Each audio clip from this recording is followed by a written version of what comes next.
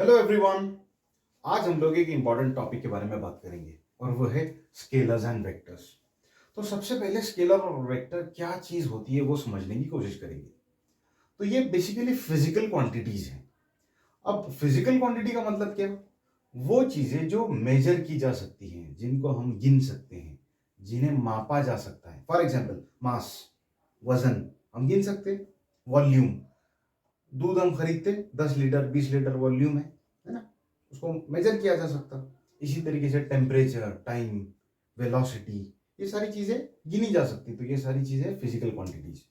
अब ये physical quantities को दो अलग अलग क्लासिफिकेशन उसका किया हुआ है स्केलर्स और वेक्टर्स के फॉर्म में। तो उसमें से स्केलर क्या है? जिसको मैग्नीट्यूड से डिस्क्राइब किया जा सकता। फॉर एग्जाम्पल मास, अपन बोलते कि भाई बाजार से जाओ और 5 किलो फिश लेकर आओ, तो 5 kg इज सफिशियंट। अब ये नहीं बोलते कि भाई 5 किलो मछली लाना है आपको नॉर्थ डायरेक्शन में या साउथ डायरेक्शन में। तो स्केलर वो है जिसको हम सिर्फ एक मैग्नीट्यूड से डिस्क्राइब कर देते हैं। ठीक है। और वेक्टर क्या है? वेक्टर में मैग्नीट्यूड भी आएगा और डायरेक्शन भी आएगा। मान लो हम कहीं पर खड़े हैं, फॉर एग्जाम्पल हम लोग एक जगह पर खड़े हैं और किसी ने हमें किसी जगह का पता पूछा, तो हम लोग उसको क्या बोलेंगे कि यहाँ से वो जगह 5 किलोमीटर दूर है। लेकिन इतना बताना काफी नहीं होगा, 5 किलोमीटर, और उसके साथ साथ उसको डायरेक्शन भी बताना पड़ेगा कि आपको इस डायरेक्शन में जाना है ना। तो वो क्या हुआ? वो वेक्टर हो गया कि आपको मैग्नीट्यूड भी बताना है और डायरेक्शन भी बताना है। इसी तरीके से एग्जाम्पल लेंगे हम फोर्स का। फॉर एग्जाम्पल ये मार्कर है, अगर मैं इसको इस डायरेक्शन में फोर्स अप्लाई कर रहा हूँ वो उधर जा रहा है, अगर उस डायरेक्शन में फोर्स अप्लाई कर रहा हूँ तो इधर आ रहा है। तो फोर्स क्या हो गया? वेक्टर हुआ। Start okay. तो हम लोग बेसिकली इन दोनों के डिस्टिंग्विशिंग पॉइंट से पता लग जाएगा कि स्केलर और वेक्टर क्या है। Point number 1, scalar has magnitude.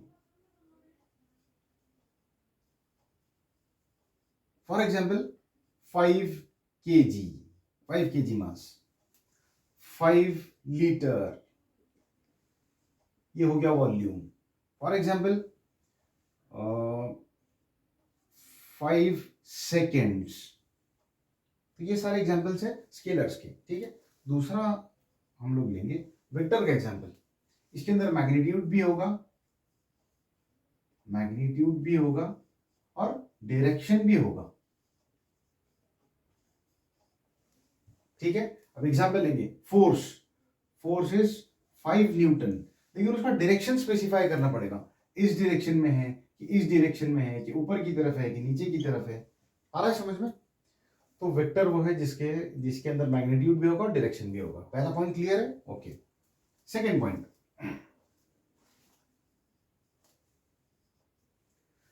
Scalars का जो मैग्नीट्यूड है वो डायरेक्टली हम लोग, अगर हमको ऐड करना है या सब्ट्रैक्ट करना है तो नॉर्मल अलजेब्रा से हम लोग वो सॉल्व कर सकते हैं। For example 5 kg plus 5 kg is simply 10 kg। तो ये नॉर्मल अलजेब्रा से हम सॉल्व कर पाएंगे। लेकिन वेक्टर को जब आप सॉल्व करोगे तो आपको डायरेक्शन की जरूरत पड़ेगी। जैसे मान लो एक चीज है, ये है 5 और दूसरा भी उसी डायरेक्शन में है 5, तो इन दोनों का रिजल्टेंट आ जाएगा 10 सेम डायरेक्शन में।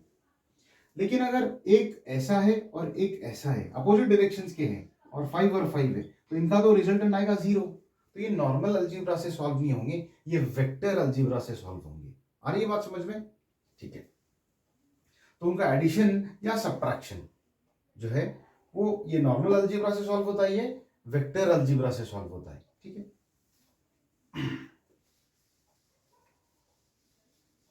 तो हम लोग यहां पर क्या लिख देंगे?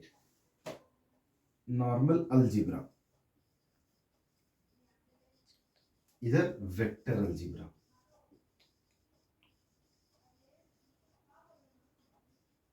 ठीक है। अब बात करेंगे तीसरी। इसका जो मल्टीप्लीकेशन है उसका सिर्फ एक ही मेथड है, normal multiplication. 5 into 5 25, that's it. तो स्केलर को मल्टीप्लाई करने का कोई स्पेशल मल्टीप्लीकेशन का प्रोसेस नहीं है।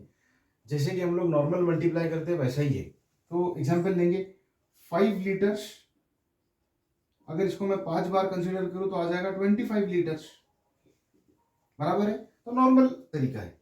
इसके अंदर क्या है? दो तरीके आते हैं मल्टीप्लीकेशन के। एक है डॉट प्रोडक्ट और एक होता है क्रॉस प्रोडक्ट। किसी भी वेक्टर को किसी वेक्टर से जब आप लोग मल्टीप्लाई करोगे तो उसमें दो अलग अलग प्रोसेस है, वो आपको मैं डिटेल में नेक्स्ट वीडियो में एक्सप्लेन करूंगा।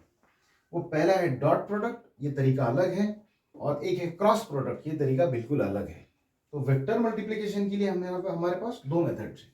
एक और पॉइंट लेंगे कि अगर हम किसी स्केलर को डिवाइड करते हैं तो उसका डिवीजन पॉसिबल है। फॉर एग्जांपल 30 लीटर से 30 लीटर्स डिवाइडेड बाय 6, आंसर आ जाएगा 5 लीटर। मान लो एक कैन है, उसमें 30 लीटर्स वाटर है, आपको 6 अलग अलग हिस्सों में डिवाइड करना है, तो एक हिस्से में कितना आ जाएगा, 5 लीटर। एकदम सिंपल हो गया। लेकिन वेक्टर्स को डिवाइड करना वैलिड नहीं है, तो this is not valid, not valid. तो आई होप आप लोगों को ये जो बेसिक कंसेप्ट है स्केलर्स और वेक्टर्स का, ये समझ में आ गया होगा। हम लोगों ने उसका डेफिनेशन भी देख चुके हैं और उसके कुछ एग्जांपल्स भी देख चुके हैं। अब हम लोग एक सिंपल सा डेफिनेशन की बात करेंगे। तो डिफाइन कैसे करेंगे? Scalars are those physical quantities which can be completely described by their magnitude alone। Magnitude का क्या मतलब होता है? एक नंबर 5 और एक unit kg, litre, whatever it is। आ रही है बात समझ में?